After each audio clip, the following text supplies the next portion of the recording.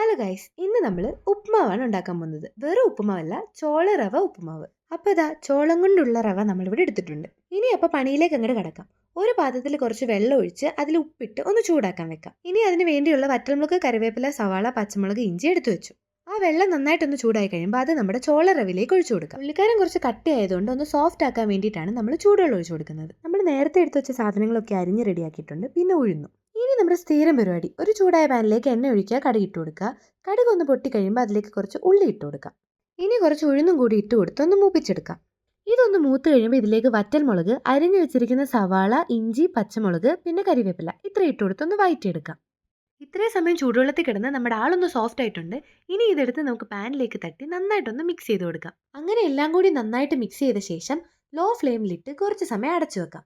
കുറച്ച് സമയം കഴിഞ്ഞ് തുറന്നു നോക്കിയപ്പം വെള്ളമൊക്കെ പറ്റി നമ്മുടെ ഉപ്പുമാവ് ഇവിടെ റെഡി ആയിട്ടുണ്ട്. ഇനി പ്ലേറ്റിലേക്ക് മാറ്റുക, കഴിക്കുക, അത്രേ ഉള്ളൂ. സാധാരണ ഉപ്പുമാവ് കഴിച്ചും എടുക്കുമ്പോൾ ചോള റവ ഉപ്പുമാവ് ഒന്ന് ട്രൈ ചെയ്ത് നോക്കണേ. ഒരു വെറൈറ്റി ടേസ്റ്റ് ആയിരിക്കും. ഒഫീഷ്യൽ ടേസ്റ്റ് ആൻഡ് അപ്രൂവലും വന്നിട്ടുണ്ട്. എന്തായാലും വീഡിയോ ഇഷ്ടപ്പെട്ടാൽ ലൈക്ക്, ഷെയർ ആൻഡ് സബ്സ്ക്രൈബ്.